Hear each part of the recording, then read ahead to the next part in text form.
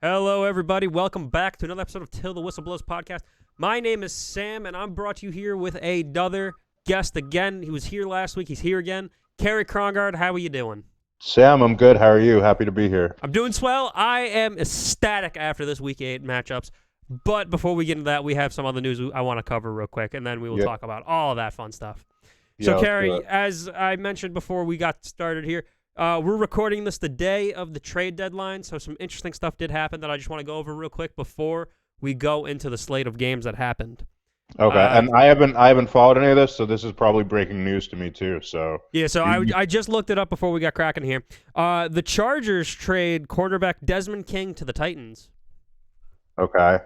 I was gonna say here. Let me run through all of them real quick, and then you can let me know what you think. 49ers trade Quan Alexander to the Saints. The Jets have just traded middle linebacker Avery Williamson to the Steelers. And then other non-kind of stuff that's going on. Ryan Kerrigan has just asked to be out of Washington, so he's looking to get a trade by 4 o'clock today. And then Atlanta's not trading Takk McKinley today. And really the big one that's kind of a big rumor going around, the Patriots are looking to get rid of Stephon Gilmore. Really? Yeah, they're looking to get a high price for him.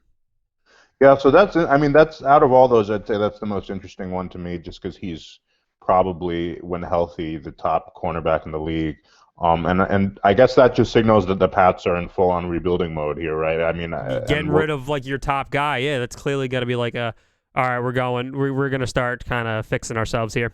And I assume we'll get into that a little bit more when we talk their games. When we start getting into more games, I just want to kind of touch on it. You know, like I said, we're recording this on Tuesday. The trade deadline is today at 4. We're going to wait to see. There was a huge troll going out this morning that Stephon Gilmore got traded to the Titans, but that got debunked immediately when it was for a 2nd and a 4th round pick when the Titans don't even have their 4th round pick. Right. It's a good way to start. But all right, why don't we get into this Week 8 action? We got a lot to cover here. Yeah, let's do it. Let's start with Thursday Night Football. I feel like this was like kind of upset week, wasn't it? I feel like half our picks were like wrong on these games. Oh, absolutely. Like let's go. Like I said, let's start with this Thursday night game here. Yeah. We have the Falcons and the Panthers. Falcons won 25-17. Somehow they won it with an interception. I thought they were going to fucking blow that one. I thought the Panthers were going to go in and they were score, but what is it? B.D. Wilson comes up big with that interception.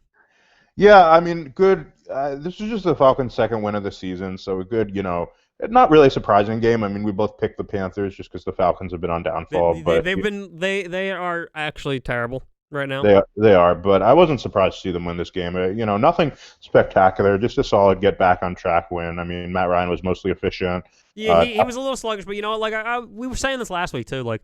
The Falcons, yes, they're bad, but like this is a game they could have easily won, so it's not like I'm like so hugely shocked.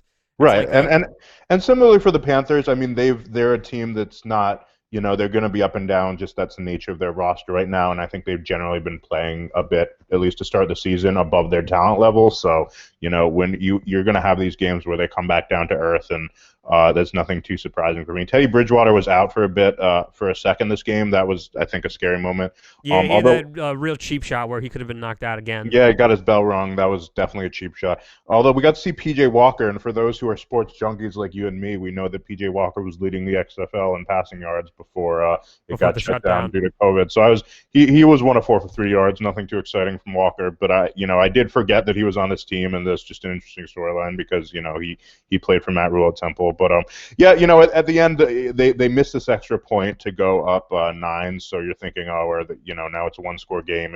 If there was a moment where the Falcons were going to lose it, it'd be that. But the defense holds firm. Teddy Bridgewater, I think, did he have 2 picks on the day? No, just one. No, one he had the pick one. It was the late game interception. 1 pick on the day, late game interception. So again, not two not very good teams. Nothing spectacular here, but nice win for the Falcons just to get back on track. Oh yeah, very very solid. Hopefully, that maybe that carries into next week. We'll see. Yeah, I mean, again, they started I think 1-6 last year as well, and 1-7. 7 or was it 1-7? Right, 1-7. We try not to talk about it. And then finished good enough to convince ownership that Dan Quinn can stick around, which probably wasn't the best idea. But here we are again. Maybe they'll go on another late season run. Yeah, well, you know what? I've determined that I'm wearing. So for anyone who's watching on YouTube, I have the webcam back on. I'm wearing my lucky hoodie and my lucky hat that I wore during the game they won. So I don't know which one that is. You have so much Falcons apparel that I can't keep track. Well, no, my girlfriend got me a new hat, and I have my custom sweater with my last name on it. Really? Yeah. I think you are the apparel king. I don't know anyone who is more easily with apparel than you, and I respect that. So why don't we start with these Sunday slate games? We were talking about big here for the Patriots and the Bills. We both said the Bills were going to win. The Bills won it. It was a very close game, I got to say myself here. It was, not a ton in the air for either team, really. I think Cam Newton had the most, and he only had like 150, 170 yards passing. Yeah, 174 yards. Damian Harris had a big day on the ground. They're finally starting to get some sort of running game there. Some success from him. Bills, just 18 pass attempts for Josh Allen. The Bills continue to struggle on offense, but, this was, again, we talked about how they needed the win. It wasn't aesthetically pleasing, but they get the win. Cam Newton played okay in this game. He didn't turn the football over until the end, that is, where he fumbled the ball trying to pick up a first down, put together a drive late. I think for this Bills, it's kind of the same story, right? They started the season on fire in offense, and that's kind of disappeared as of late. And I just don't see this kind of performance from them getting it done if they want to make a playoff push. I think they need to be better on offense than they have been recently.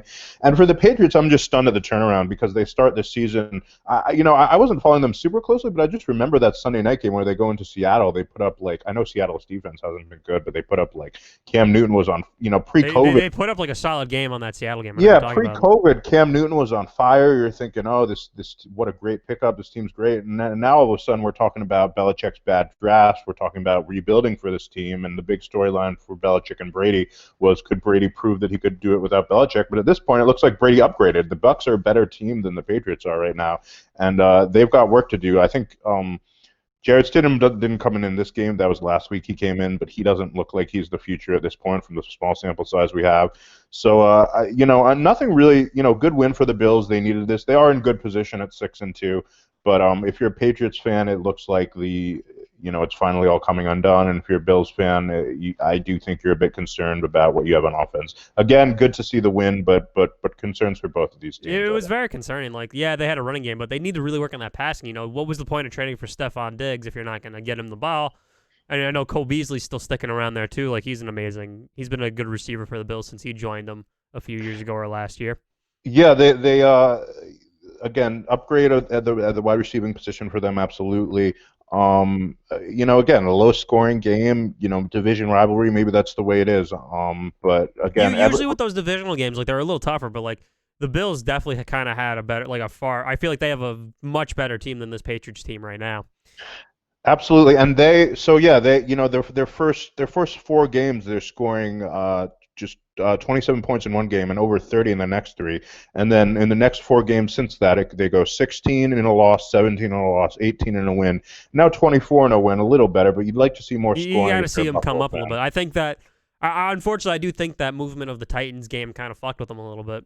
Yeah, it seems like it, doesn't it? You know what? It's unfortunate what we got to do, but they got to learn how to adapt. You got to adapt. They do play Seattle next week, so maybe against that kind of suspect secondary, that's an opportunity for them to get back on track in the figure out what they want to do.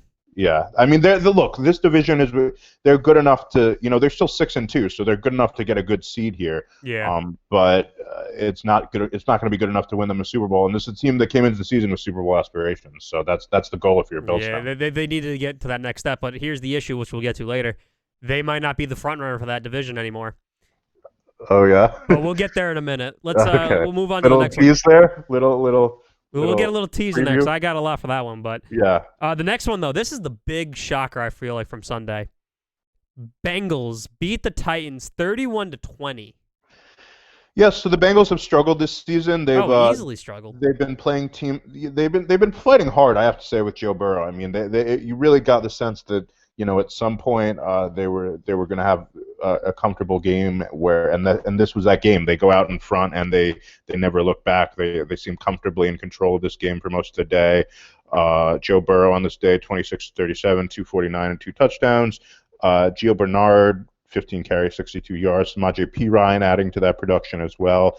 Yeah, they just look good. I mean, they just kind of not what you expect from the Tennessee Titans, but they just went out in front and kind of rolled with it.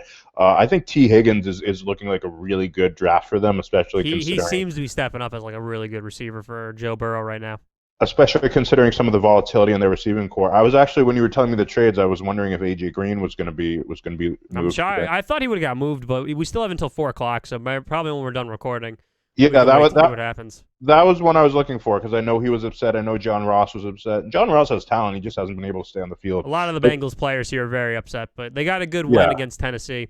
I want to know what happened to Tennessee though. Like Tannehill seemed to be driving, but then it kind of seemed like they kind of slowed down again.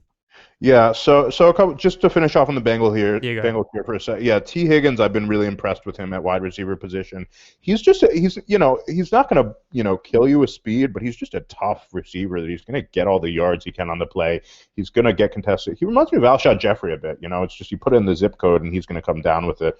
And yeah, on the Titans side of the ball, their defense has been concerning this year.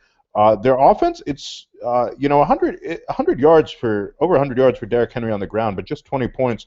They're sort of like the Falcons in that I'm not worried about them from like a skill position standpoint because I know they have all the players they need. They don't always show up, and that's again it's any given week you can lose to anyone. It happens in the league.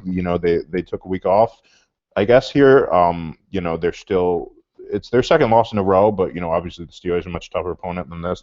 They just kind of, they got behind, and it wasn't the cleanest of football games for them. And I think Tannehill, as much as I like him, and I like him in this Arthur Smith offense, I don't know that he's a guy that like when you get behind big, you want to be like dropping him back a ton to kind of. I don't think he can be the sole reason you win. Although you don't want him kind of managing, you want to make sure you kind of get the ball to Derrick Henry. Right, but it's weird because I look at the stats in this game, and Henry had 18 carries for 112 yards and a touch. So, and Tannehill only 30 attempts on the day. It's not like he was throwing the ball a ton. So you'd expect a better performance. It was just one of those head scratcher, one of those weird weekends where you have upsets, and I think. Yeah. Also I saw that Dante Foreman was also back and healthy in the lineup, so they got another power back in there too to complement Derrick Henry.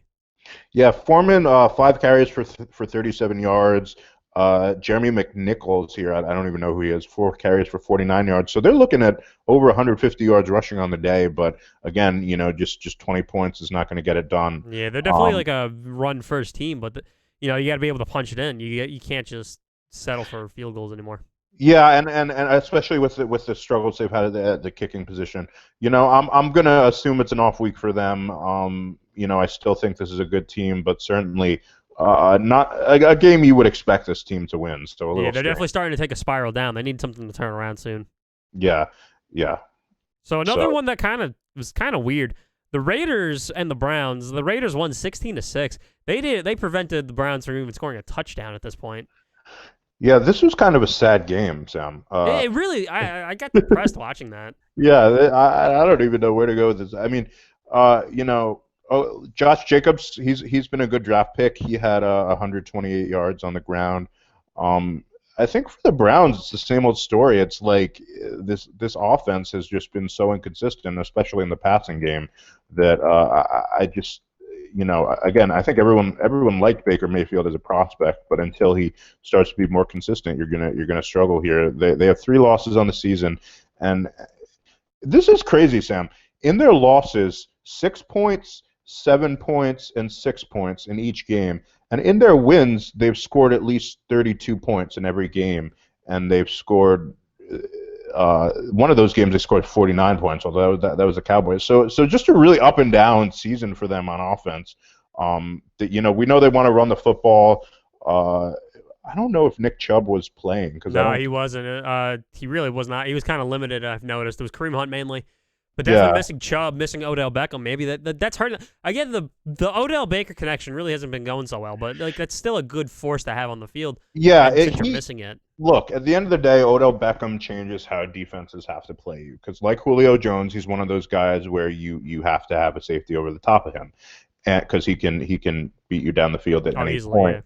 And I think they were starting to him and Odell was starting to click this year in a way they hadn't last year. It wasn't perfect, but I feel like you got the sense that if those two played a full season together, that Odell Beckham would have really been the difference maker this season.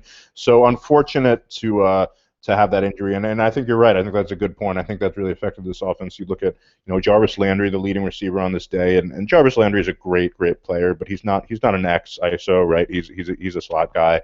And then past that, Harrison Bryant with 3 receptions, and then Njoku, Higgins, Hunt. Not a ton of names here, and they only had 12 completions on the day, just 12 of 25 for 122 yards. It was just rough on the Browns. I think the weather had something to do with this because it was very windy. Because I know the Raiders kicker tried to kick one, and that thing went flying all the way to the other side. I'm gonna assume this had to do with the weather because I was watching the highlights and some of these field goal attempts were like wild. Like you would kick it like way left and then it would just dart. So I think maybe it had something to do with the weather. I mean, we could say weather, but again, that's still a little like your running game isn't really affected by the weather. So yeah, absolutely, and it's just again, 2 of their wins here against the NFC East. They did have a nice win against the Colts.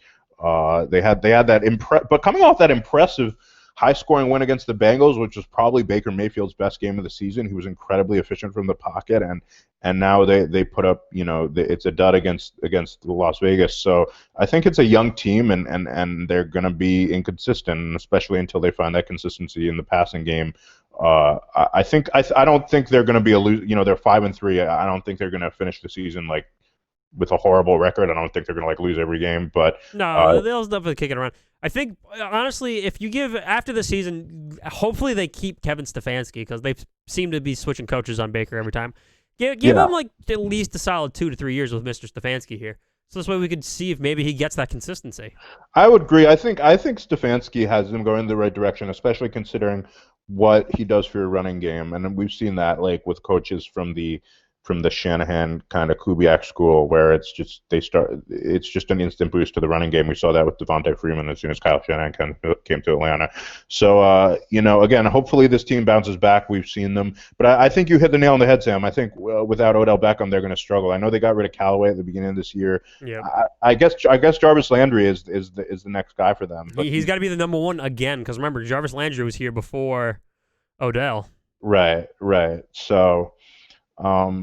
But yeah, there's an alarmingly bad game for them. But again, 5-3. But again, we're halfway through the season now. Crazy to say, 8 weeks through the season, and I think a lot of these teams, like we were talking about with the Bills, that the NFL season's so long, you don't really know who teams are until you start to get 60 to 70% of the way through the year. You got to see what happens because unfortunately, you could start strong like we've seen it before, right? And then you could just completely spiral at the end. Exactly. So a lot of these teams that are starting hot. We're going to see if they're the real deal, and I think that's especially true. I think I don't know about you, Sam, but I've gotten the sense that defenses have started to kind of come back in the last few weeks. Very easily. When we see the Buccaneers later, their defense was horrific. First week, second week, yeah, and then now they're really kicking it in. Defenses definitely around the league are all right, this is how you play full speed again. Here we go. Right, and that's something I was curious to see because I think the pandemic offseason really had a negative effect on those defenses when you talk about some of the continuity issues, but it's something that you assumed would work itself out. So it'll be interesting to see with the Green Bay Packers, how many of these offenses that had hot starts, how much of it was due to kind of that defense is struggling early to start the year. I think as the season goes on, we're going to get some answers who's for real and who isn't. And at this middling point, I think we're still kind of guessing with a lot of these teams. Yeah, well, you see, we're guessing with a lot of these, what's going to happen. The Raiders I became to be guessing every other week. 1 week they're amazing, the other week they're losing to a bad team. I don't get this Raiders team anymore. I don't either. They're 4-3 on the year. Their best win was by far against the Chiefs. They go 40-32 win. And then the next week they get blown out by Tampa. Mm-hmm. I don't know what to do with the Raiders either. I think you can't John Gruden's trying to bring back something from the past, and it seems to be working, and then other weeks it seems to be failing. You just can't figure out what's going on with them. Josh Jacobs has been an amazing running back. Jacobs is definitely the best part of their team right now. I don't think they're good enough to kind of win shootouts. Well, they did again. Who knows? I guess they did. You never know with them, unfortunately. Right, they did in Kansas, so they have the capability to do that. But generally, you get the sense that I think Derek Carr is a good quarterback, but I don't think he's like an aggressive, like turn it loose down the field quarterback. So I think he'll have certain games where he'll look amazing because he does have a really good arm, but I don't think he's going to do it consistently. I have no idea what to do with the Raiders. My guess is you got nothing on them. Be... Like they could be the game against the Patriots. They fucking shat the bed, but then they come up against the Chiefs and they beat them in a shootout. Like what do you get of that? I think again, it's possible that's looking like an outlier at this point. I think, and then they'll play the Chiefs again, so we'll see how that goes. We got to see what happens. What were they in Arrowhead? I think they were in Arrowhead for that one. That one was at Allegiant. Allegiant. So that's the Raiders' new stadium, I guess. Oh right, yeah. I had to think about that for a second. I was like, did Arrowhead get renamed? I was like, no, of course. But again, and that could have just been also getting hyped up for a division rival. I mean, easily. We kind of knew, like when they drafted Henry Ruggs, they were like, okay, this pick was made to go toe to toe with Patrick Mahomes, so they did in that game. Maybe that was just a game plan thing. I see this feels just like an average team, right? This feels like an 8-8 middle of the road. Yeah, you never know what's gonna happen with them. Yeah. So another one that I think now we need to cool off a little bit after all those little crazy ones. The Colts and the Lions. We said the Colts were gonna win. They won 41-21. Yeah, again, I go back to Phillip Rivers here. You and I talked about, I feel like I'm the last remaining kind of Phillip Rivers fan. And look, we know he's flawed. We know he's not going to run around. We know he's not what he was 10 years ago. And we know he's a compliment more than, the driving force. But at the same time, he's played efficient football for a lot of this season. And they had a couple losses where he cost them late in the game with interceptions, which he will do at times. And everyone was talking about, oh, Phillip Rivers is going to be doomed for this team. But I feel like in the wins, he's looked pretty good, and no one's really wanted to talk about it. I mean, and unfortunately, no one wants to talk about the positive with him. Everyone wants to always talk about the negative. I feel like the narrative's already been written. People said, oh, it's a bad move to bring him in, but he still has strengths. He still is going to turn it loose for his one-on-one coverage. He still is going to read the defense and get the ball out of his hands. And he still throws with tremendous anticipation. And the guy's a playmaker. He's not done yet, and he's 23 of 33 for 262 yards, 3 touchdowns, and no interceptions. Yes, it was a poor Detroit defense, but at the end of the day, you have to consider that this team, again, they're a better team roster this year than last year, but they played with Jacoby Brissett last year. Jacoby Brissett was essentially a replacement-level quarterback. He was like, kind of right in the middle. Yeah, he was supposed to just fill in, really. Right, and they've updated in the passing game with Phillips Rivers, so we know he's not the long-term answer, but as much as, people talk about when he's a weakness, I think it's important to talk about when he's a strength, too. And I'm just impressed with this Colts team because, for years with the Andrew Luck, we talked about this a bit last week, in the Andrew Luck era and and the Peyton Manning era really as well, they had a great quarterback and they had like a couple good receivers and they struggled everywhere else. They struggled up front, they struggled on defense. And they've sort of are a really good team all around now. They're coached well. Frank Reich was a tremendous hire. Eberflus on defense, you have to assume, the defensive coordinator, that he's on the way for a head coaching gig at some point. They're just a really well-rounded football team. I don't know if they're good enough to compete for a Super Bowl, but they're one of the best defenses in the league, and they get a nice, comfortable win in this game. Oh, easily. Well, speaking of that Super Bowl, I don't know if they're ready yet. They're probably missing a few pieces because I think their corners might be a little lackluster at this moment. Yeah. Maybe a running back or two might help as well. But they're definitely a few pieces away. If Phil isn't really the long-term answer, they could always find someone later down the road. But Phil has been a good fill-in at the moment. And that's what he was meant to be. He was meant to be a stopgap for them, and I think it was a good decision. I think they needed an upgrade in the passing game. And you can always say, oh, just play this guy, get a guy late, But at the end, you need someone who knows what they're doing to go out there and play, and he's done that. Just 2 losses on this season, and again, in the losses, Rivers wasn't that good, but in the wins, he's been impressive. And this was probably their best win yet, 41 points on the day. Now, again, it was against a struggling Detroit team, but hey. But still, it was a solid win. The only thing I'm going to say, about getting a quarterback for the future, the Indianapolis is in a weird situation, I feel like, because they have amazing players that are young, like Darius Leonard, T.Y. Hilton, and all these guys, like Quentin Nelson, too. You don't want to tank to get a quarterback next year when you want to try to get someone to see what you can do and go down the road and then try to upgrade from there. Well, you can't tank. They're too good to tank. Exactly. You don't want to. It's not. You can't lose on purpose for these guys. Right. It wouldn't be possible for them to tank, and it wouldn't make sense for them to tank. They did draft Jacob Eason. That's one of those when you get a developmental guy late in the draft, it go either way. I thought he had a lot of tools in college, and I thought it would depend on really how he developed and what coaching staff he went to. They picked him in the 4th round. Again, he could, when guys go that late, you never know. They could have a hidden gem, or he could be bouncing around 10 different teams. It depends, how he looks in training camp. We'll have to see what happens probably when Phil leaves Indianapolis, if he's going to even be the guy. Right, but he is an option. He definitely has NFL traits when you look at his arm talent. Yeah, well, I was gonna say Jacoby Brissett. He's still a young guy as well. So if Phil decides to call it quits after this, they could still rock with Jacoby for a bit too while they figure it out. They could, but he feels like a backup to me, doesn't he? Oh, he absolutely. He is a backup. The way I'm gonna see him right now, he's probably gonna be Tyrod Taylor now. Yeah, exactly. I think he's just like a solid, like, or almost like Brian Hoyer. Like he's gonna pop around. He's gonna fill in where he's needed. He's essentially Ryan Fitzpatrick. Yeah, exactly. Insert any backup that's been playing for 10 years here. But good win for the Colts. And then on the other side of the football, the Lions, pretty good day for Matthew Stafford, but, crushing loss. This defense continues to struggle. And that's, again, there's not much more to say about Matt Patricia. We talked about it all last week. We talked about it last week. I hope this helps Detroit figure it out. But one thing I was noticing, I was out the other day during the game, and I was speaking with someone, and they made a good point. Look at how the Patriots' defense has been since Matt Patricia's been gone. They seem to be on the up and up, while Patricia's gone the down and down here. Yeah, and it's always, I think that's a good point. I struggle with it because it's always hard to parse in New England how much of the defense is Bill versus how much is the defensive coordinator. You just really don't know, because we know Bill is so involved with the defense. Oh yeah, he's a defensive head coach, and their defense has been terrible. So that tells you all you need to know. And then here's the thing on offense: Stafford, he hasn't had an amazing season, but we know who he is. He's a good quarterback. Easily. Like there's no disputing it. Like he's an amazing quarterback here. The thing with the Lions is, like, I feel like they don't have an identity on offense. Like who are they, right? Like for years with Calvin Johnson, they were a chuck it deep kind of team. And then Jim Bob Cooter came, and they were more of a West Coast kind of passing attack. With Darrell Bevell, it looked like they wanted to start with the run and go play action. They have a bunch of backs that were like really good in college, but like if you're playing fantasy with the Lions, they drive you crazy, because like I feel like they don't have a plan for their running backs. I mean, they have 3 backs who are really good in college that and then they have Adrian Peterson. I was gonna say they still have Peterson in the back there too. Like they keep switching it around on. Right, they switch it around. Like Peterson, like in this game, and maybe this was a factor of the score, but in this game, first of all, this is I'm just looking at the stats, and this is a pitiful rushing performance. But I think they rushed for like 20 yards on the day or something, really bad. But again, Colts defense, they are number 1 ranked for a reason.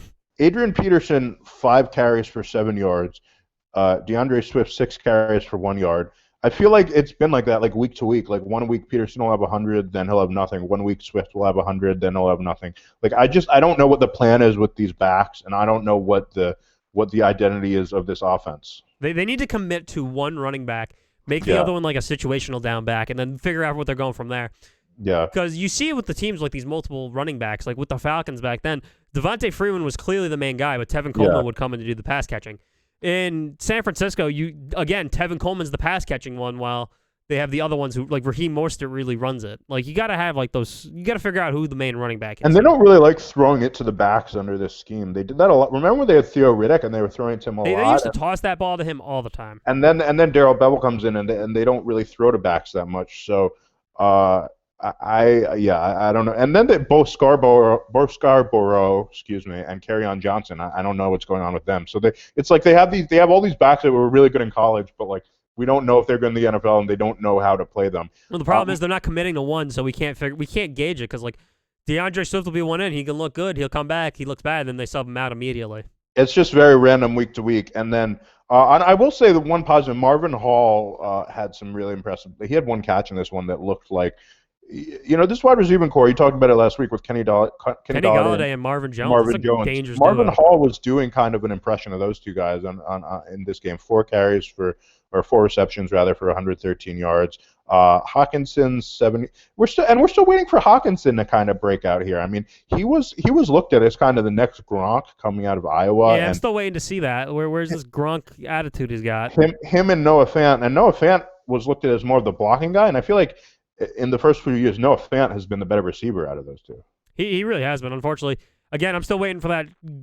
They keep saying he's Gronk, but George Kittle seems to be Gronk at this moment. Yeah, George Kittle is Gronk, and I don't know what this receiving core is going to look like moving forward, because aren't Golladay and Golladay Jones and Amendola.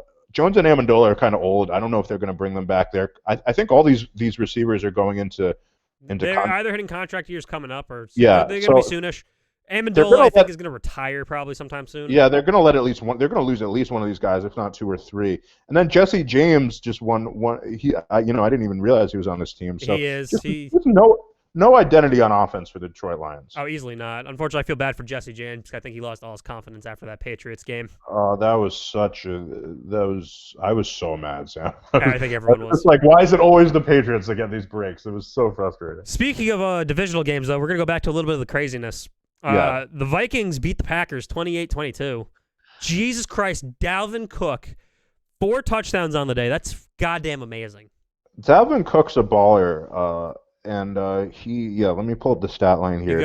But I think they figured it out. Stop letting Kirk try to win the game. Let Dalvin win the game. Yeah, 30 carries, 163 yards, 3 touchdowns. Kirk Cousins just 14 pass attempts on the day for 11 of 14 for 160 yards and a touch. They're not going to be able to play that way every week. But again, that's obviously the way they want to play.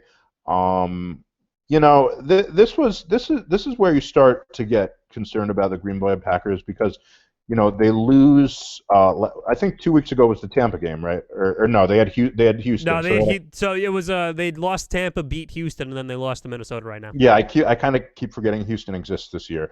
Wait, Houston exists? But yeah, exactly. But so I guess it's 2 weeks later. But you assume, okay, Tampa, that was matchup specific. They'll get back in. But you assume, Green Bay always takes care of Minnesota. They always take care of Cousins. So I was really surprised at this result. And you would have thought that it's not like they got blown out or anything. But the Vikings were in control of this game throughout the entire game. And you got the sense that the Packers never really felt comfortable. They never really got in rhythm on offense. Pretty good stats. I mean, Aaron Rodgers, 27 of 47, 291, 3 touchdowns. Jamal Williams, 16 carries, 75 yards. But they just looked out of sync to me. I mean, I think they definitely did. If you watch that last play, though, you saw that Aaron Rodgers was getting ready to throw one of his, Hail Marys. But the Vikings knew to get to him real quick and stop that. Yeah, I think a lot on this day, the Vikings, they played tight man coverage, and they made Aaron Rodgers hold the ball a little more than he wanted to. He definitely was holding it a little longer because he's usually like the quick draw kind of guy. He throws that bad boy out. Yeah, he especially this season, he's been more of that. But it looked like they were kind of plastering these receivers. The Packers went for it, I think, 3 times on 4th down, a couple times out of necessity. One early, they didn't really have to. I think they converted one of them. But it was just an offense that was out of sync, and the run defense is again, good team, but a little alarming if you're a Green Bay fan. Well, I know one of the other things too. I think Aaron Jones, he was out for that game as well, so that doesn't help either. It doesn't, but because you're losing your main back, and you have to let Jamal Williams try to do what he can. Still 5-2 on the year, but the Vikings get their second win. Not a result. Again, we talk about upset weekend. Not a result you expect if you're a Packer fan. Yeah. So hopefully, again, they gotta hopefully figure it out in the coming weeks because they got a short week on the road. They're going. Yeah, they're going Thursday night. So luckily they are playing a bit of a banged up 49ers team right now, which is good for them because the last 2 times they play the 49ers, they've gotten absolutely destroyed. They've laid eggs both times. So that's an interesting one for this Packer team. So now we'll go back to the norm here. Jets lost to the Chiefs 35-9. So yeah, not shocked at all. I was reading a couple of tweets. The interesting thing is that Le'Veon Bell actually didn't beat them in this game. The Chiefs, who've leaned more on the run this year than they have in the past, really didn't run the ball at all in this game. And you wonder if that was just maybe Adam Gase, because we know he's such an EO guy. Maybe he was just he knew he was going to lose, but he did not want Le'Veon Bell to beat him, and maybe he just sold out. Honestly, it looked like they were just trying to stop the run most of this game. Because Patrick Mahomes torched him for 5 touchdowns. That's what it was. This was vintage Mahomes. I mean, we've seen Mahomes, not struggle. He's still been good, but they've sort of had to grind it out this year in ways that they haven't in the past. And that's what happens when you have 4 wide receivers, when you have a QB who can throw it to Canada, and teams are gonna play really deep, and you're gonna kind of have to dip and dunk. But this was a typical Mahomes wind up, drop back and then just wing it down the field. Yeah, because again, as you said, I think Adam Gase, this game was more of on an ego trip at this point. He didn't want Le'Veon to rush for 100 yards to prove that they didn't need him. But again, every player that leaves fucking Adam Gase does not need him. So congratulations to the Jets, I guess, for not getting beat by Le'Veon Bell, but just 35-9. But they do cover the spread in this game, which is actually is tougher to do when you're this big a favorite. And Mahomes 31-42, 416 yards and 5 touchdowns. Go watch these highlights because Mahomes, when he's on, is just an absolute joy to watch. I mean, he is a unique talent at that position. I know everyone knows this, but you just can't say it enough. He's too good. He flushes these throws. If only Josh Allen could play like him, then we'd be talking about the Bills like this too. Oh yeah, well he has a similar kind of arm, but they always compare arm strength, but if he can Mahomes, play like that too. Yeah, not on that level at all. Mahomes is special though, and this was just one of those special games where you sit back and just be happy that you're alive in the same era that Patrick Mahomes is playing. To think we almost lost Patrick Mahomes to baseball. Oh man. He probably would be hitting them out of the park if he was playing baseball too. Not gonna lie. You got to remember his. I don't know if you knew this, but his dad actually was pitcher for the Mets. I did not know that. No. Yeah, so his dad was playing for the Mets. Well, I got to talk about that later because it's going to be a little interesting too. But I'll do that a little later. Not about Mahomes. The Mets have a new owner. Are they? I think only winless team in the league. Sam, are the Jets. The Jets, yeah, they're the only winless team now. You know what? I think you know what? They might get a win or two in there, but I don't know. I really don't. Adam Gase is really destroying this team. Where are you at with Sam Darnold at this? Like, it's looking like his future is not going to be with the Jets, right? It's not, but here's the problem, though. I think Adam Gase is easily going to destroy this kid's confidence. I feel like that, too, and the numbers aren't good, but it's sad because it's just like you see these quarterbacks, and we saw with Josh Rosen, these young quarterbacks that aren't in good situations. Most people just want to draft a new kid instead of kind of giving another chance on these young quarterbacks because of, like, when you think about like having to pay these guys, like Darnold's going to be entering his 4th year, so which is great, which feels really weird, but so at the end of the day, it's like, do you want to? You're 1 year out from paying Darnold when you've seen close to nothing? It's just hard to see who would give a chance on him. Just 18 of 33 for 133 yards, no touchdowns, no picks. It's been a bummer. He wasn't like an amazing prospect at USC. I mean, he certainly had work to do, but the kid is talented. So it's just and you want to see teams succeed as much as the Jets are ridiculous. You don't ever want to wish any ill will on a team, right? The Cowboys. It was exciting when they drafted this kid because you think, oh, New York finally has a quarterback, and they just made the wrong hire at head coach, and easily the wrong hire. They're just free falling. The only thing I will say about Darnold, though, you never really see a QB out of USC kind of do well anymore. Yeah, you said that to me when we were talking about the draft that year. You said USC QBs have a bad track record. I've never seen a USC QB ever do really that great. Same thing with Oregon when we get to Justin Herbert later. But I think maybe he might break that curse. But I don't know how I feel about that because like USC quarterbacks seem to always kind of they always like high draft picks and then they just seem to kind of falter off. The best one's been Carson Palmer up to this point. Easily. But his best achievement was making it to the championship game. Right, and he was always a good quarterback. He was another quarterback that was like, if he didn't have to play for the Bengals, you wonder if it would have been better because late in his career he kind of had a run with Arizona there. But yeah, you're right. I mean, Leinart was a Heisman Trophy winner. He kind of bombed in the NFL. So Mark Sanchez was one of them. Oh, Sanchez, yeah, the Sanchez. I totally forgot. Yeah, he was one of them. He's doing halftime at ESPN now for college football. I don't know if you knew that. I've seen him on ESPN. He actually comes on to talk about NFL analytics. He's not bad. It's kind of fun to have him in the booth. No, the problem is he's a very good quarterback. He was put in a shitty situation. Sanchez was a good quarterback. I think during those years when they had that defense, he was pretty solid, but he just kind of got thrown into shit situations at that point. Yeah. I think he always relied on the defense. But easily. I don't want to talk about Mark Sanchez. But, no, all right. But let's move on here. But if you want to see Mark Sanchez, check out halftime on Saturday night. He's in the booth and he's fun to watch. He seems pretty good. So here's one that caught me off guard. We're going back to the AFC East here. Yeah. The Dolphins beat the Rams 28-17. Tua got his first win, but do we really say it was Tua's first win though? No, it wasn't Tua. And look, if you're a young quarterback and you can win without having to do much, you'll take it. I mean, easily. He only threw 93 yards and 1 touchdown. His defense and special teams did all the work. Actually, eerily similar to Brady's first start. I think it was a 40-20-something win against the Colts, and Brady only had a couple completions. He didn't do much either. But when it comes to Tua, though, like if that's the way that this team is going to play for Tua, then Tua is definitely going to have a good rookie season here. Absolutely. And you know what? I again. you like to see a guy get their first win regardless of circumstance. So congratulations to Tua for that.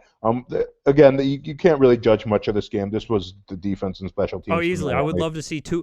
Hopefully later down the road, like if the defense can still hold, but I want to see what Tua can do. Like I do, and I know Fitzpatrick was a fan's favorite, but I'm excited that Tua's starting. And even though we didn't see a lot in this game, this dude was a monster at Alabama. He has great traits. Not the tallest quarterback, but very twitchy, very athletic, gets it out of his hands really quickly. There's an urgency to the way he plays. Very accurate. You even saw some of the accuracy in this game on his touchdown throw in particular. And they're starting him because they know he's ready. I mean, this team was on a good path with Ryan Fitzpatrick. Oh, easily, yeah. They saw this kid. They saw he's ready. So I'm excited to see more of what he can do. And this Dolphins team, we talked about it with Brian Flores under a good direction. But the Rams, man, I got to tell you, after that good start, Jared Goff looked really bad in this game. They blitzed him a lot. They put him under a lot of pressure. He had 2 interceptions. I think he had 2 fumbles as well. I think at least one of those fumbles went for 6. And they just look out of sync. And they're again. I feel like I'm on a tape recorder, 5-3 in good position, but yeah, I was gonna say what kind of team they are. But when it comes to Jared Goff, ever since he signed that contract after his Super Bowl run, I feel like he could be that amazing quarterback he was during the Super Bowl run, but he seems to always regress back to his rookie form. If you remember, like his rookie year, right. Like, he was very shaky in that one. I feel like he starts to falter between that. Like the game against the 49ers, he felt like it was his rookie form again. But yeah. When he's playing like the other teams, like it seems like he was fine. But here against the Dolphins, it was rookie form again.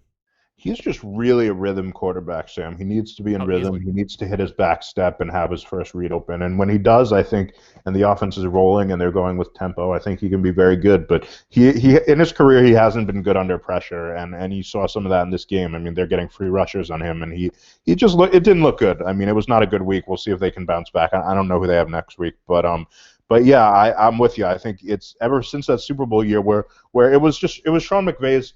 I guess it was his second year in the league, but that was just a year where the offense was rolling, and it looks like it's been broken ever since then. Yeah, it definitely was. Rams are on a bye week next week, so they're and early in the season, I thought they were getting back to form. They had some good wins, and even against the Bills, they had a good comeback in this game where they looked really good. But ever since that win against the Washington football team, they haven't looked good. After their bye, they host Seattle, and we know they can put up points. So so we never know what they're going to do. It's going to be an interesting time for them. When it comes to Ryan Fitzpatrick on the Dolphins, though, honestly, he did what he needed to do. He got the Dolphins where they wanted to go, and then now you got to let Tua take over. He had to have understood that that's where they were going. He was never going to be the long-term answer. God bless him. He played way beyond his talent ability. Oh, easy. And when he goes to Denver next year, hopefully he'll do the same thing. For a guy who's 38 years old, and for a guy who hasn't had a great career, he considering that he was the leading rusher last year for a team that started the season essentially tanking, he had a phenomenal season. But you're right, it was never his team long term. You feel bad. Anyone who gets benched, you feel bad for him. But Tua's the future. He had to know that coming in, and we're going to see hopefully in these coming weeks what he's made of. And I think it's exciting. I think the future. Oh, it's going to be so exciting to Tua. For Miami. Honestly, next for Ryan Fitzpatrick, it could be any of these teams that are rebuilding. Like the Broncos could probably still need him. Maybe he ends up on the Patriots. Yeah. Oh, yeah. That'd be something. Yeah, I definitely feel like. If he still wants to play and he still feels like he can throw it, which it seems like he can. We're seeing quarterbacks play in the league older and older. It does seem like there will be a place for him in this league. Yeah, Fitzpatrick can sling it. And honestly, if he ends up on the Patriots, I think he'll be the first player to play on every AFC East team. I think you're right. Dolphins, Jets. He was on the he was on the Bills for a while. No, you're totally right. That's a great one right there. Yeah. And the Patriots, we'll see. I feel like it just seem like a Patriot. I don't think it's going to happen, but it would be such a Patriots thing if they somehow lucked their way into Trevor Lawrence. Managed to. Well, again, if Bill Belichick wants to play his cards right, he's gonna want to lose to the Jets when he plays them. If he wants Trevor Lawrence. Does Belichick want to put in the work to fix this team? He's been making a lot of excuses. I don't know what the future holds. I honestly think Belichick might be done because he's doing Subway commercials now, and I think he's looking for his out. Yeah. I was thinking he's making excuses. He's on Subway. I'm like commercial Belichick. This is not what we're used to, and they're funny commercials, but but I think Belichick might be heading on his way out.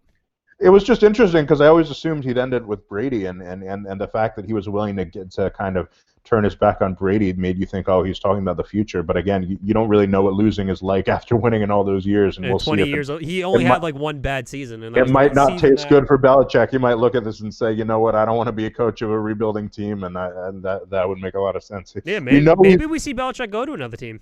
We know he's no stranger to retirements. What, he retired like a day with? He left the Jets a day after. Yeah, he left the Jets like a day after. And one day I'd love to hear the full story on that, because I never really got the.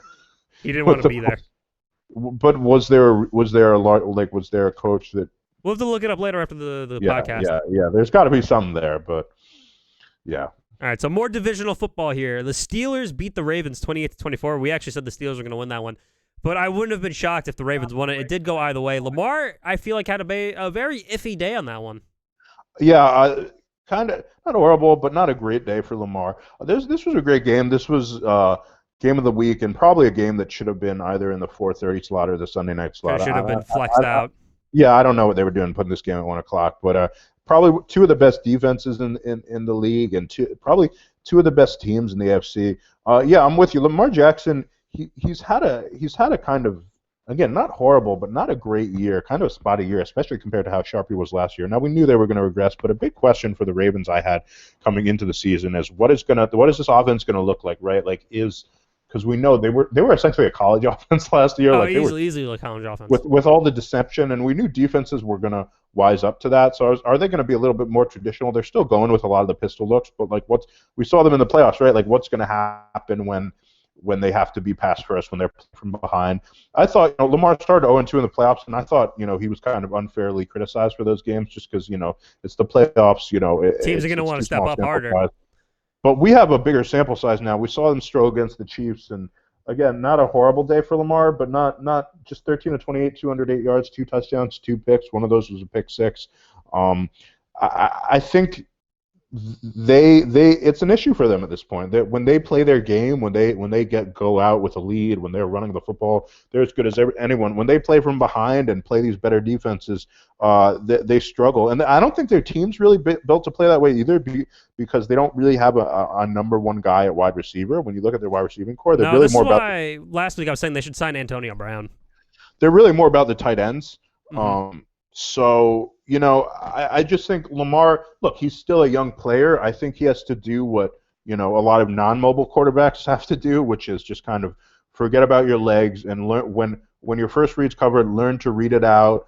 He's similar to Kyler Murray, and a lot of these QBs that can run is that he plays way too fast at times. He's very quick definitely to leave the pocket, to kind of go off his progressions, to dump it off to a guy quick. It seems like these offenses just become so check down heavy, and he struggles to complete 20 plus passes. He struggles to throw for 300 yards. So again, still a young player, and still not. It's not like he's a bust. He still has a lot of positive traits. I think his first touchdown pass, Romo was talking about it, was very impressive. He can be decisive at times. He can get rid of it quickly at times. But I think he throws sidearm a lot mechanically, and I think he just needs to kind of calm down and learn to kind of read it out, but it's hard to do that when you're a guy that's been relying on his legs your whole life. Yeah, he definitely needs to sit in the pocket a little more. I'm gonna make a stupid joke here, but I think the Madden curse is hitting him. The Madden curse, because remember, he's on the cover. Madden curse back, yeah. Who? But I feel like did Mahomes break that? Yeah. I mean, he won the Super Bowl, but then it's coming right back. Yeah. So Mahomes is exempt, but the Madden curse was a real thing. For those who don't know, the Madden NFL video game puts a star athlete from last season on its cover every year, and for about 10 plus years running, even more than 10 years now. Over 10 years, every player that's been on the cover of Madden the next year has like went on. Michael Vick got hit, McNabb got hit, Ray and Lewis got hit. Madden curse. Yeah. So maybe. Look, I don't. Again, this 28. It's not like this was awful for the Ravens, but it's something that if this team is thinking Super Bowl, and again, if you want to be they got to be able to win these close games like that. You've got to be able to win these sort of games, and they haven't shown that they've been able to do it yet. Yeah, it's been rough. Like again, they're playing like an undefeated Steelers team, and they have amazing players, but the Ravens could definitely go toe-to-toe with them because the Steelers, no offense to the Steelers, they're a great team, but they love to play down to their competition. They make it closer than it needs to be. Well, they're going to play. They're playing someone who's. I think, are they playing the Cowboys? I don't know. We'll go on to that, but we'll talk about the Steelers playing down to their competition. But yeah, they the first half of this game, the Steelers didn't do anything, and then they came back in the second half. Yeah, they started rolling. Lamar struggled last year against the Steelers as well. So now we've seen Lamar struggle against the Chiefs, against the Steelers, and in the playoffs as well. So again, it's tough. They're a good team. He's a good player, but when you're the best, you're going to be judged against the best, and they have work to do. On the other side of the ball, Sam, the Steelers are 7-0. They're the only undefeated team left in the NFL. Ben Roethlisberger is playing good, clean football. They're not amazing on the run game, but they're good enough. Could this be? Is this the best team in the AFC? Could this be our Super Bowl contender? It could be the Super Bowl representative from the AFC. We could say. I think it's starting to feel like that, isn't it? Yeah, but we got to see what they do later down the stretch, as we were just mentioning. They're 7-0, but they could easily take a huge momentum shift down. Yeah, they could, but I got to tell you, coming back to win this game. Showing a lot of grit. My only, 7-0 is 7-0. It doesn't matter how you get there. You really can't. It could be sloppy. It could be as they're closing out games. Clearly, I like Chase Claypool. By the way, I'm loving what I'm seeing. And I was, he's been a great pick for them. Ben Roethlisberger can throw to anyone. Ebron had a solid day. Juju got back on the mix. He really just spreading the ball around. Ben Roethlisberger. I don't know if I've ever seen a quarterback shift his style of play from going from a young player to an old player more than Ben Roethlisberger. When Ben Roethlisberger was young, he was a wild stallion. He was a runaround, crazy, late in the down passer. Not as crazy as Josh Allen, but similar. He protected the football more, but similar kind of player. And that's what you think of Big Ben, shaking off 5 guys and running around and making laying him down the shoulder. He's a big kind boy. of become Tom Brady. He has become, and as crazy as that is, he has become spread it out, read the defense, get the ball out of your hand with accuracy, and let your receivers do the work. I mean, he has aged like a fine wine, and he's really changed his style of play. You don't see quarterbacks that are really improvisational kind of become timing and rhythm passers. The only other quarterback I can think of who really did that is Steve Young, but Roethlisberger seems to have done that late in his career. I was concerned. My only concern with the Steelers, and I mentioned this week, was their lack of explosiveness on offense. It's not like they're the 2014, 2015 Steelers where they're airing it out they don't have the triple Bs. Right. I was thinking about that. They're not the triple Bs anymore, but they're kind of better now because they have the defense. And again, cliche, defense wins championships, but it's true. They don't really need to be explosive on offense. I think they're playing to their defense. They're playing to their team. They know, hey, if we take care of it, we don't turn the football over, we can win games, and that's what they're doing. Yeah, no, they easily are. TJ Watt, I think, is becoming, with Ben Roethlisberger kind of aging, and you were looking for a new face of the franchise, I think TJ Watt is going to be the new face of the Pittsburgh Steelers. TJ Watt, three tackles, 1 sack on the day. Yeah, definitely. Micah Fitzpatrick was huge. Still have Hayward out there. They have all the key. Their defense is getting all the key players, and maybe if they tried to get a top corner, like a Stephon Gilmore for the trade deadline, maybe that puts him over the top. Stephon Gilmore and the Steelers would be. I don't even know that they need him, but if they got him, they absolutely don't need him. I think their top corner is Joe Hayden, and he's still amazing.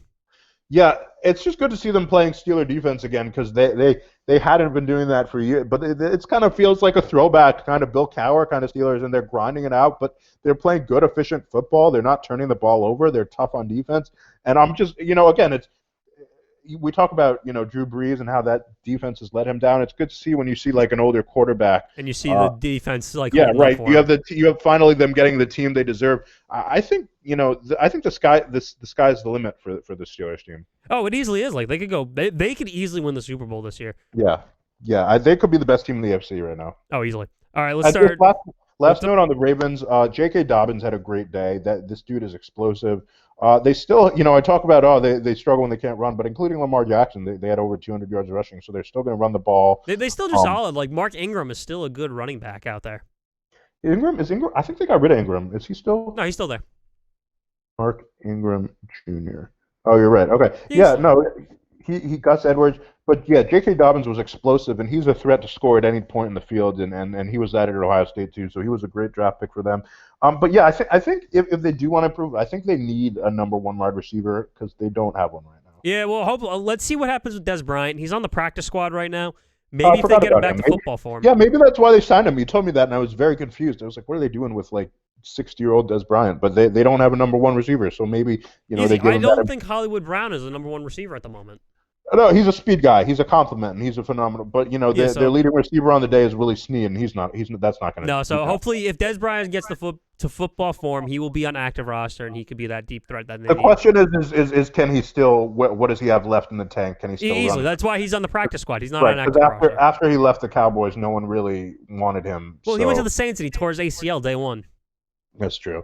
So we'll see what it is for them. But yeah, work to do for the Ravens. But again, they're still going to be in the mix. It's just a question is, are they good enough to get to where they want to go? And easily, yeah. They're going to get another shot at these Steelers. We'll see what happens later in the season. Yep. All right, let's talk about some 4:00 games. Chargers Broncos. The Broncos won 31-30. I thought the Chargers were going to win. Doesn't this feel like the year of blown leads? Yeah, like Falcons, Lions, and now the Chargers. Look, the Chargers have blown 3 games of 17+ leads. It's absurd. They got to figure it out, and we saw it with the Falcons, and you have to think it's just mental at this point, right? Like, it has to be because if Justin Herbert starts getting this in there, it's gonna be a rough future for him. It gets in your head. People are going to start talking about Anthony Lynn. He does need to fix this, but I'm hesitant to make a coaching change after a quarterback's rookie year. Him in. Anthony Lynn needs to at least stay there for another few years to see what happens. Yeah, I agree. But this is super alarming if you're a Chargers fan. You can't do this. You can't keep losing these games in heartbreaking fashion, and they've got to figure it out. I don't know what the issue is. Again, I think it's mental at this point. Broncos, good to see them get a win. Good to see them put some points on the board because they've just been a mess this season. I don't know what's going on with them. They're 3-4 on the year. They're 3-4 on the year, but they feel like they've been a lot worse than that. They could have easily been a team that could have been like the Jets. Yeah, and I turned on this game, and there was, again, that's why I was so shocked when I was, I have football on in the background a lot of time. I'm not always watching. So I glanced at this game early, and they had like 6 points on the board, and I'm thinking, what's going on with this Denver team? Is this the end for this coaching staff? And then they finally put it together. So I'm happy to see them get a win. I'm happy to see them put it together.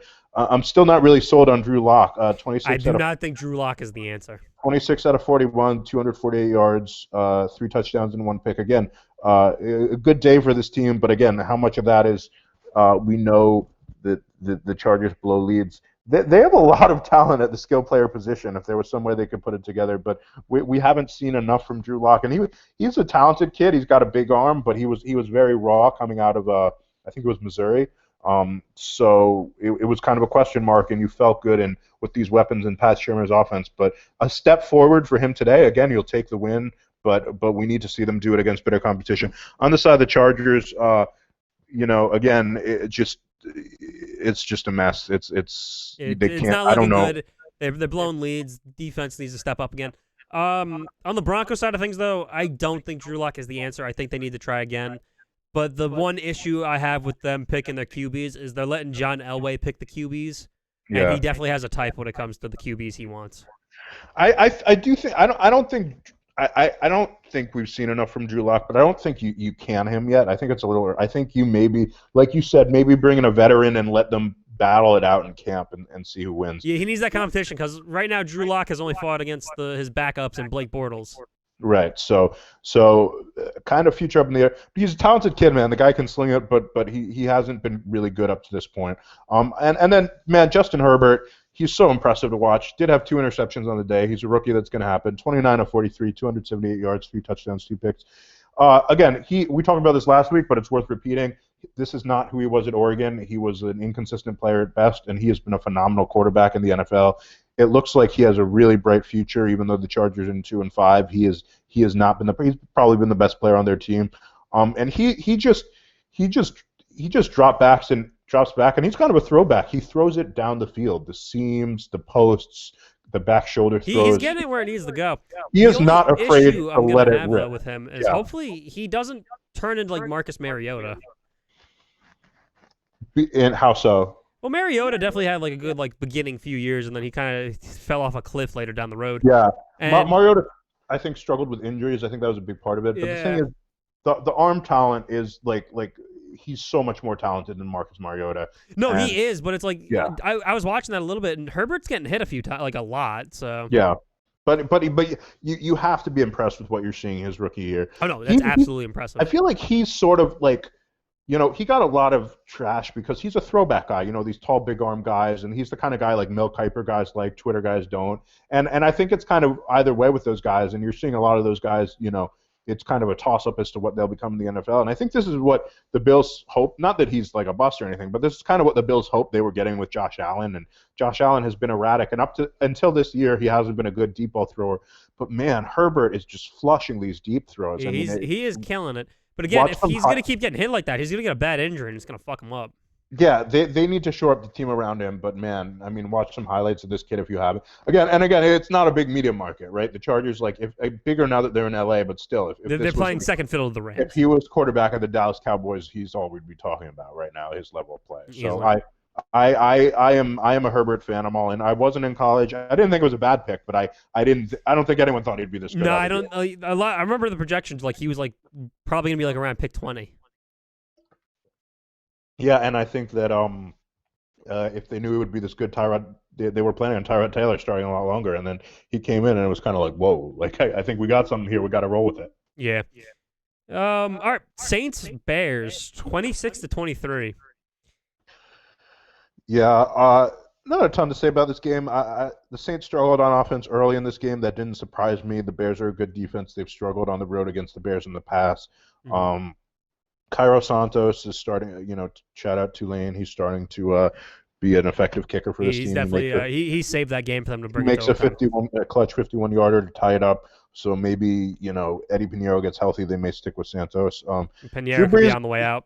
Similar, kind of same story for Drew Brees. Very efficient, but a lot of short stuff. 31 of 41 for 282 touchdowns and no picks. I was watching one of the passes he threw. He threw it awfully, and it was to the flat for Alvin Kamara. And it was just a bad throw. They're sort of a plodding offense right now. We know this is what they've been. They're gonna, it's Kamara. They're gonna take their chunks 5-10 yards, 5-10 yards. Yeah, they're gonna have to. Drew Brees, unfortunately, I don't think he could sling it anymore. Paper cut. He's very efficient. Look, he's still very accurate. He's still very efficient. It's just the deep ball is not going to be part of their offense. The Bears, again, it's the same story. They're 5-3. This defense is keeping them in games, and though the stats weren't terrible for Nick Foles, he doesn't. They weren't great. He doesn't look very good. No. But all right, we have to talk about the hot moment that happened during that game. If you know what I'm talking about. I don't know what you're talking about. So Javon Wim walked up to one of the Saints cornerbacks, and he ripped his chain and just started throwing punches at him. Oh, I read about this, but I didn't see it. Yeah, so it's all over, right? They were talking about it like crazy on Monday. It was just a stupid thing for him to do. He wasn't really involved in what was going on. He just kind of walked up and decided to punch, I think it was, I forgot his name. It was the Saints cornerback, but he just punched him for no reason. And then Janoris Jenkins came in to try to break it up. So the quarterback, the receiver out of Georgia, Javon Wims? Javon Wims, yeah. Yeah, okay. I'm pulling up the play right now. Let's see. If you watch, he walks up, first of all right, whoever the Saints corner was, he was messing with number 17. I think it's Miller. And then Javon Wims, on the next play, was nothing to do with him. He was standing around. He rips off his chain and just punches him straight in the face mask. All right, so I just see the mob after. Let's see if we can give it a second. It'll pop up. Okay, so we see so he's getting in his grill, and then I'm seeing the cornerback kind of pokes him in the mouth there. Yeah, so that's Miller. That's not even Wims. That's Miller. That's Miller. You're right. So that's Gardner Johnson. He pokes Miller, and then Wims kind of comes out and oh my God, what is he? Oh my God. It was just dumb of him to do that. Why would you punch someone in the helmet? He punched him in the face mask, too, which makes it worse. And then he comes out of that clapping like the Saints are going to get the penalty. But it's no, dude, you walked up and punched him for no reason. So he just comes out of nowhere and he grabs the chain, one punch. And Gardner Johnson doesn't even look like it hurts him. He's just standing there. No, he walks it off. I was reading one tweet, though, that a friend of mine sent me. It's funny. He goes, yeah, number 83, he should just be charged with assault at this moment. Because that guy had nothing to do with anything, and he just walks up and punched him. Was he suspended or anything? They haven't given a ruling yet, but he got ejected from the game. Yeah, Javon Wims was he was an okay player at Georgia. So after this, but that's an unnecessary play. That's a stupid thing to do. No, he's not gonna oh, look at this. I'm on YouTube. My argument with the stranger about whether Matt Ryan's a good quarterback or not. He responded. I'll get to that later. Wait, what? I was arguing with someone on YouTube when I was watching Matt Ryan highlights from the Panthers game. There's Matt Ryan's overrated because of the Super Bowl, and I'm like, you're dumb. But anyway, No, he's not going to be in the league for that for much longer, if at all. Javon Williams after that, that's just a dumb play. No, it was and dumb, especially when you're like a third string wide receiver, like There was no point to go after him like that. Like that was just stupid. Yeah, that was dumb. All right, well, now for the really uneventful 49ers and Seahawks. Like it was 27-37. It was far. It came close, and then everyone on the 49ers got fucking hurt. Yeah, so the Seahawks roll out. They do what they do. Metcalf. They did what they're going to do. The defense was still very suspect still. But the big thing really now is Kittle is now out for like a few weeks now. Garoppolo's probably out for a few weeks. I think the 49ers are just hurt beyond belief. Yeah, was Garoppolo pulled because of... No, he did get an ankle injury again. Yeah, so this is a story to watch going forward for this team. He's now been... Because I was going to say, he's now been benched twice where he's, hasn't thrown for 100 yards. And you have to give him the benefit of the doubt because of the ankle here. Well, this one is ankle. The last time he got benched, he literally got benched because they were getting blown out of the water. Yeah. So Mullins comes in and plays okay. But yeah, we're going to have to watch whether Garoppolo can come back to health.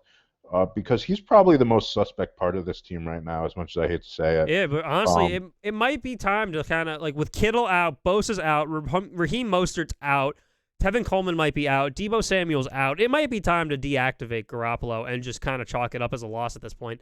Because look what happened last time they did that, too. They ended up getting Nick Bosa. Yeah, I think you're right. I think it's time to shut down and just kind of chalk this up as a loss. It's just one of those years. Every team, the Giants... 2017, all our starting wide receivers were hurt. Teams just have those years where like everyone gets hurt, and it's unfortunate. Or you're the Eagles and everyone's hurt for fucking years. Or you're the Eagles and everyone's hurt forever. But that's the issue. Yeah. Like they are literally the injury bug right now. Yeah. Yeah. Brady. Why did you say Brady? Brady. Sorry, I was looking at something else. So the 49ers can compete in any game, but I'm with you. I think it's time, Garoppolo, they need to let him heal up. Because Kyle Shanahan said in that first game where he got benched, I think it was against the Dolphins, that like, his ankle wasn't, or people were watching the tape and like, his ankle wasn't good enough. He couldn't step into throws. So, again, let him heal up and hopefully he can heal up. Yeah, it might be time to deactivate. Again, like he's missing all his targets. His line is very suspect right now. Yeah. So it might be time. I mean, they're good enough to. We saw them against the Patriots. They're good enough to beat bad teams, but with this amount of injuries, it's at some point really rough. There's going to be attrition. Sunday night football. They literally chose the worst. The game that should have been flexed out.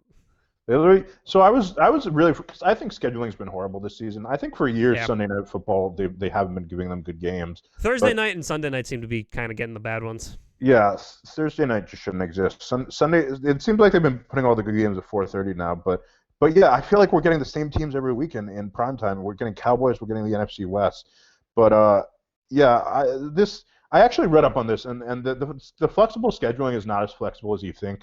It really only kicks in at the end of the season. Oh, no, I know that. The only reason why they were able to flex it for the Buccaneers and the Raiders is because the Raiders had so much COVID issues. Right, so we got to get it out. They'll flex for COVID, but like for non-COVID stuff, from weeks 5 through like 12 or something, they're only allowed to flex 2 games, and the original network has to agree to be giving up the good games. So that's why you don't see more flexing. But yeah, this was a bummer. I caught a bit of the end of this game, and then I went and watched the highlights, and I didn't see a single completed pass from DiNucci in the highlights. DiNucci, they should have went out and signed someone, those Cowboys, because Ben DiNucci, I don't think was even ready to do this.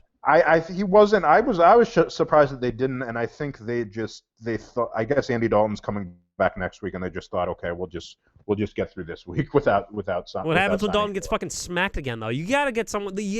Dak is not coming back this year. They need to get someone to back up Dalton. Ben DiNucci, I don't think is ready. He's way too raw right now.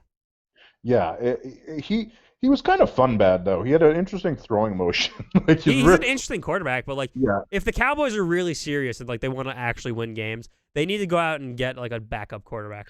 Yeah, just 9 points on this game, and 2 of those were 59-yarders by Greg Zuerlein. I don't know if you saw the second Zuerlein field goal. It curved in at a really weird angle. It was sort of like a spinner ball, and it went to the left, and then it just went to the bottom right of the. It was just a horrible game, honestly, to watch. On the Eagles side of things, though, Carson Wentz, he had a lot of turnovers. He had, 2 interceptions, I think? 15 out of 27, 123 yards, 2 touchdowns, 2 interceptions. He's not playing well this year. He's not, and you know what? He's getting beaten the shit out of too right now. He's getting beat up, but he's just been playing sloppy football, and everyone liked his skill set coming out of North Dakota. We thought he could be a good player. Everyone liked what he was. He still can be a good player. That 2017 season before Nick Foles took over, but he's struggling with accuracy. He's struggling with timing. He holds onto the football way too. I mean, there was one play where he fumbled in this game where this guy was just charging at him, and he just was holding on to it. It's just sloppy play from Carson Wentz this year. There's no way to say it. And it is, and that's the problem. He's not a young player anymore. I think this is his fifth year in the league, and I know he doesn't have a lot of pieces around him, but he needs to be better than this, and he hasn't been good. The Eagles absolutely needs to be better. I still think the Eagles will probably win this division, but who knows at this point? You never know. The Eagles could easily lose to the Giants, and the Giants can end up in the playoffs somehow because the Giants are not even that far out. No, but I don't see that happening. Honestly. No, if anything, honestly, the big surprise is if the football team wins. Yeah, I mean they all have weaknesses. I think their weakness is playing football. The Eagles seem to be able to grind out these wins against bad teams, but they don't look impressive. I mean, Boston Scott's been a good find. They seem to be fine. Look, there was a joke a while back from Conan O'Brien about the Browns. Fulgham's been a good find. I was going to say, but Conan O'Brien made a joke about the Browns that they hired someone that was running the Mets and that they're playing the wrong sport. I think the entire NFC East is playing the wrong sport. I think they forget what they're doing. I think they should just take a year off from football and find themselves. Yeah, easily. I think the Giants should probably give their name back to San Francisco at this point. Yeah, it's an embarrassment, and the only wins they have are against each other. No, the Cowboys beat the Falcons. We had to acknowledge that one. Of course they did. Because the Falcons don't know how to jump on a goddamn onside kick, but we're not going to talk about that. They fired that guy. Yeah, now everyone's like, oh, the spinner onside kick, that's the way to do it. It's like, no, the Falcons just didn't. The Falcons didn't jump, but that's the only reason that works. Before I get mad, Monday night, the Buccaneers won. I wasn't shocked, but it was honestly, I was watching it. They said it was very controversial. I don't see what was controversial about the last play of the game. Well, you're talking to a Giants fan, so do you want to... I am talking to a Giants fan. That's why I bring this up. You want my take on it? Yeah, I think it was pass interference. But that's fair. You know what? I say it all the time against the Falcons. I think it was pass interference. Look, I don't think it was egregious, but I think he got there early, and I think Look, it wasn't a good throw, I get it. But no, it wasn't the greatest throw. I did read I saw you had a post on Facebook. Yeah. If anyone doesn't know already, I'd recommend reading Cary's blogs. They are very good football posts. Thank you. And I saw you were saying, they got away with a lot of stuff, and you know what? I can believe that. So I think that last call was not egregious pass interference, but they threw the flag and then they picked it up. I'm like, come on, if you threw the flag. I agree with you. I know they do that sometimes, but it was a little sketchy. And if you watch it in slow motion, his hand touches the receiver's hand before the ball gets there. So it's not egregious, but it doesn't have to be egregious to be PI. And then the Gronk touchdown, he took a couple steps and then the ball was punched out. I think that's not completing the process of the catch. Now, granted, completing the process of the catch is a dumb rule, but that's how they've called the rule in the past. But that happens. You don't always get the breaks. This was a much better game than I expected. As a Giants fan, I thought we were going to get absolutely walloped. I thought our defense balled out. I don't think Tom Brady was that sharp, to be honest. Even though the numbers ended up looking good, our defense balled out. They're playing really well. I think Jason Garrett called a hell of a game. As much as people like to dump on him for some of his lack of creativity, he pulled out all the stops in this one. He had trick plays, he had reverses, wide receiver screens, different formations, really mixed it up, and dialed up a lot of deep shots that were open. And obviously the quarterback Daniel Jones just missed them. And 2 interceptions, both were really poor. He did have a good final drive, did convert a bunch of fourth downs. This was a good step forward for the Giants, as much as the loss was a heartbreaker to go down the field and then lose it on the 2-point conversion. I had a good time watching this game. I thought it was a good game. It gave me hope for this coaching staff. But I am concerned with the quarterback. I mean, for most of this season, I have said that you can't evaluate Daniel Jones with what he's playing with. But at some point, you have to look at it and say, look, these turnovers have to stop. It's unacceptable. I mean, he had a bunch of deep shots to Slayton open, and he missed them blatantly. Yeah. He was unfortunately he was the reason they lost this game. Yeah. So the one thing I will say about the Giants I've watched them a few times, and I got to say the one thing I like about them is unlike the other teams in the NFC East here, I feel like this is the one team that's actually attempting to get better over each week. Oh, they're trying. Yes, Daniel Jones is definitely having a little too much turnovers, but at least the team around like him is like they're at least showing up. They're playing. They're doing what they're supposed to do. Like if you watch the Jets, they're not really trying. If you watch the Cowboys, they've given up. Cowboys are not trying. Yeah, no, they're trying super hard. They just have no talent. They're just bad. Like, but yeah, again, yeah, it's a bad team, but they're playing. They're putting up the points. If honestly, again, if they're going to be playing the Washington football team again sometime soon, that's a game they could easily blow them out. Yeah. Well, I don't think they could easily blow out anyone. Not easily, but they can blow them out. Yeah, no, I'm with you. I think this was a good step forward for this team and this coaching staff. I think they needed it. I think this is the first game, honestly, where I thought that if we're in a position to draft a quarterback, we have to consider it. Like up to this point, I was like, because Daniel Jones had a good rookie year, but the turnovers are really bad, and he's not talented enough where to the point where like you think, oh, you want to stay. Like some quarterbacks have such a big arm that like you're like, okay, you have to stick with it. But he's an average talent. He was a walk-on at Duke. If you had a guy like they're not going to be. I don't think they're going to get Trevor Lawrence. But if a guy like Justin Fields or Zach Wilson was available, I think you have to think about it at this point. You got to consider it. Unfortunately, Daniel Jones is, I think, Jameis Winston. Yeah, my friend said that to me last night. I was talking. It's not the same. They don't turn it over in the same way, but it's like they still turn it over. Winston, like guaranteed, is what my friend said to me in the way they turn it over. He just has no pocket. Like he has no awareness of the pass rush. Like if his tackle's getting beat, he has no idea, and he's holding onto the ball for a really long time. Like I think that they mixed up the offensive line. I think it was actually better last night, but he just like the decisiveness is not there, and he just holds it, and it's like tick-tock, Daniel Jones. Like you gotta throw it, man. That clock in your head, exactly. So but again, good step forward for the Giants. What do you make of Tampa kind of sleepwalking through this game? Was this just good Giants? I don't know what I think. Honestly, like the Buccaneers are kind of banged up themselves. Like they're missing. Mike Evans is still hurt. Chris Godwin's still hurt. They're trying to bring in Antonio Brown. O.J. Howard's out for the year too. Like they're kind of beaten up, but it's still like it's a good testament that yes, the Giants are not a great team, but for the Buccaneers to kind of come in and win that game is still showing that they're still kind of on the right side of what they're doing. I expected them to win it by more, but you're right, they were banged up. They've been inconsistent on offense this year, honestly. They have been. Like there have been times where it looks like vintage Tom Brady, and there are other times where they just can't move the ball. I mean, the second half of that Bears game was pretty pitiful. So interesting. I expected them to, but yeah, the Giants' defense is play their balls off. They're playing like they want to be there. My only concern for the Giants' defense is like, I liked our draft pick out of Alabama. Was it Xavier McKinney? I think. I think McKinney. Yeah, but my only concern with our defense is all our good players coming from veterans, which is good. But like Logan Ryan, James Bradbury, and Blake Martinez, they're not going to be there forever. So like, I just like, where's our young talent that we build around? You got to get someone young in there. Yeah. When it comes to the Buccaneers, I remember in the beginning of the season, people were calling this the Dream Team version 2. I don't see it. Well, the Dream Team the Dream Team 1 was tanked. So, are we talking about the 2011 Eagles? Yeah, we are. That was bad. Yeah, they were bad. So were people saying that as in their? No, they were saying that they were supposed to be good, like the way Vince Young was talking about them before they flopped. Tampa. Yeah. People were saying that Tampa was supposed to be like unbeaten at this point. It's like no, they have like a Leonard Fournette who's kind of LaShawn McCoy that's old, Rob Gronkowski who's been out for a year, and an old Tom Brady.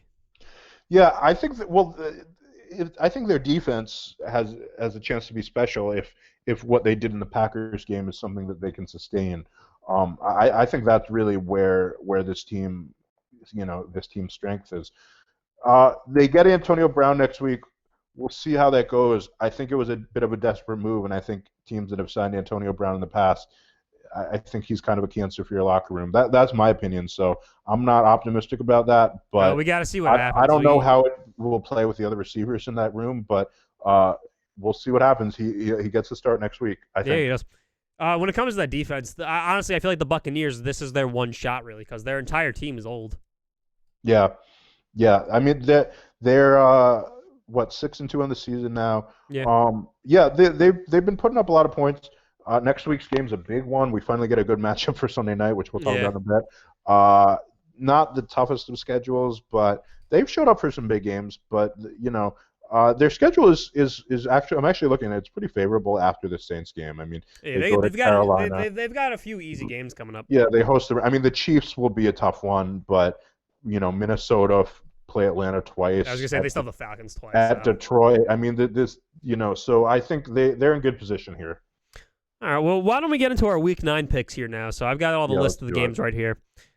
We've got the Packers and the 49ers for Thursday Night Football. I'm going with the Packers. Short week for the Packers on the road. Haven't played the Niners well historically, but the Niners are so banged up. The Packers have lost 2 in a row. You have to think the Packers will take this one. Yeah, they also haven't lost 2 in a row. Remember, they have that Texans game in the middle they won. You're right. I keep forgetting the Texans are a team. I forgot the Texans existed again. Wow, I did it twice in one podcast. Yeah. But I think the Packers are going to win. Just it doesn't honestly. Yes, it's going to affect them because they're in the West Coast, but the 49ers are way too banged up. Yeah. Sunday we have Broncos Falcons at 1:00. I'm going with the Broncos because seemingly whenever I bet against the Falcons, they seem to win. So I'm going to say the Broncos, hoping they lose. Broncos coming off a good win, but it was against the Chargers team that they needed a late comeback to do it. Falcons coming off their first win of the season at home. Second, same thing, whatever. At home, although home field advantage. They have no advantage at home at this point. Been great. I'm going to take the Falcons in this one against the Broncos team. That's fine. I'm picking mine based off of superstition. I picked the other team to win and the Falcons team to win, so I'm going with it. We have the Seahawks and the Bills. That's going to be an East Coast game. Interesting. I do think the Seahawks are going to take this one. I think the Bills are just looking too shaky at the moment. Yeah, I got the 10 a.m. start for the Seahawks. 10 a.m.? Yeah, that's 1:00. Yeah. Let's see. On the road, the Bills need a. Yeah, I just trust the Seahawks offense. I'm sorry. As much as I love the Bills, the Seahawks, they definitely have a little bit more of an offensive threat. The Bills seem to have. If the Bills want to get their offense back to speed, this is a good opportunity. This is their moment, but I think the Seahawks will take it out. Yeah, I'll take the Seahawks too. We have Bears versus Titans. Bears. I don't have that one on my list. Hold on. Bears Titans. Okay. There you go. In Tennessee. Yeah, Bears offense has been bad. I would expect the Titans to bounce back. I think the Titans are going to take a bounce back here. Yeah. Ravens and Colts. Now this is going to be a fun one too. I think. Ooh, this is interesting. I think Lamar Jackson's going to get his bounce back game. I know it's the number 1 defense, but I think he's going to outrun them. Yeah. I'll take the Ravens in a close one. Yeah, I think it's going to be the close one, too. Could go either way. Yeah. We have the Panthers versus the Chiefs. Chiefs. Chiefs, easily. Panthers are very suspect. Yeah. Now, here's going to be an interesting one. It's not 2 good teams. It's 2 bad teams. We have the Lions and the Vikings. Ugh, both of them are so bad. I do think the Lions are going to take this one. Yeah. Lions have been better in the passing game. Yeah. It's gonna be Dalvin Cook versus Matt Stafford to really bring it down. Yeah, Vikings have been a mess, so I'll take the Lions as well. Another game between 2 bad teams, but still should be a fun one to watch. Giants and the football team. Giants had a lot of momentum coming off this Monday night. They get a long week. Honestly, I think the Giants are going to take this one again. This is the one team that the Giants can actually beat over the past 3 years. So. And they already did it once this season. I don't see why they can't do it again. Yeah. Take the Giants. We have, oh my God, another divisional but bad teams, Texans versus Jaguars. So I read that Gardner Minshew is hurt and Jake Luton's going to start this one. Oh, is he really? I didn't hear that one. Let me just confirm it real quick. Yeah, honestly, it doesn't matter if Minshew's playing or him. I think the Texans are going to take it. Jake Luton. So Jake Luton out of Oregon State. I think he was drafted late. Here, I'll just pull it up really quickly. Out of Oregon State. He was drafted in the 6th round. So the Jaguars looking to more 6th-round magic. He was an interesting prospect. I kind of watched a little bit of all the draft quarterbacks, and he was a guy I was not expecting to be that good. I really like timing and rhythm guys. That's why I like Matt Ryan so much, and that's what he was at Oregon State. Oregon State, their defense sucked, but their offense was pretty good. So he's a guy I'm interested in seeing. Having said that, first start. The Jaguars are not a good team, so I'll take the Texans in this. I like how after all that, I'm just gonna take the Texans. I'm sorry, even if Minshew was there, I don't think they were gonna win. Yeah, their offense has not been good. Very suspect. We have the Raiders versus the Chargers. Raiders versus. Now, my issue with picking this one, I'm still going to pick the Raiders, but you don't know which Raiders team is going to show up this week. Yeah, this is a tough one. I'm still taking the Raiders on this one. Yeah, I think the Raiders are the better team. All right, we have Steelers and Cowboys. Okay, so this is where we talk about the Steelers. We were talking about them playing down to their competition. There are so many years where like Mike Tomlin has gone in to play like a 1 or 2 win team and has either lost or like had like the ugliest of wins possible. This is in Mike Tomlin's DNA. So I'm going to take the Steelers in this one with the disclaimer that like we could easily see the Cowboys win. If the Steelers lose this one, like that's super embarrassing. Now the reason why I'm going to say Steelers though is if Ben DiNucci is still quarterback, they ain't winning shit. I think they're expecting Dalton to be back. If Dalton's not coming back, I don't know what. Dallas Cowboys going back to Dalton. 20 we'll hours have to wait ago. to see what happens, but I still think the Steelers are going to take this one. They better, man. This is embarrassing if they. That would be so bad. We have Dolphins versus Cardinals. Dolphins versus the Cardinals. So 425. I'm going to take the Cardinals at home. All right. Well, I want to rock with Tua. I think he's going to get another win here. I think Tua's going to take this one. All right. I'm curious to see. I think that should be a fun one to watch. Yeah, that'll be a good game. Sunday Night Football. We have the Saints versus the Buccaneers. I was thinking about this last night because I knew you were going to pick me, and I was like, "Oh, who am I going to take in this one?" The Saints had a comfortable win in Week 1, but here's the thing though. Like with that Week 1 win, I think the Buccaneers weren't where they were right now. Totally different teams. With right that, now. I think the Saints have gone down and the Buccaneers have gone up. So I think the Buccaneers are going to take this one against the Saints this time. Yeah, I like the Buccaneers at home too. But this is going to be a good one. Now Monday Night Football, we got the Patriots and the Jets. Oh, the Suck Bowl. Tank Bowl. Tank Bowl. Honestly, I'm going to say the Patriots, but I think the Jets could probably win this one. Yeah, I agree. I'm going to say the Patriots, but like I don't know what they're doing. Like maybe they're tanking now. They could be. Now teams that are on bye weeks, we got the Bengals, we got the Browns, we got the Rams, and we got the Eagles. Yep. I'm not going to miss seeing the Eagles play. Yeah, I was going to say, I think I'm fine with the Eagles sitting out. I think Burrow needs a little bit of a rest. I think Baker needs to figure out what he's doing, and I think the Rams need to figure out what's going on. The Rams need to figure out their offense, so it's a good time for them. Yeah, all right. Well, I think that's going to wrap up this week. I guess we didn't really cover it, but World Series did end last week. The Dodgers won it. The Rays, I think, pulled a Falcons, but I could talk about that later. Yeah, I heard that. That's what they pulled out Blake Snell when he was cooking, and then I don't know what happened. That's a little weird. But besides that, Cary, anything you'd like to plug this week? Yeah, same as usual. Check me out, footballck.wordpress.com. Check me out. That's my blog, and then I'm going to start covering UCLA soon, so check me out at lafbnetwork.com. That's the LA Football Network. Or just Google my name, Cary, Cary Krongard, Krongard. Get out and vote if you haven't, and I am going to go and keep arguing with that guy about Matt Ryan. Yeah, that was very interesting. When it comes to us, I appreciate everyone coming out. You can come check us out on Twitter at Till the Whistle Blows. You can check us out on YouTube because we do post. I do a webcam, and I'll show what I'm doing. If you haven't already, I do have a gaming channel on Dudes on the Couch. We have started doing more sports stuff over there as well. So feel free to come check out our gaming over there as well. All right, everybody. I hope you went out and voted today, and enjoy the rest of your day.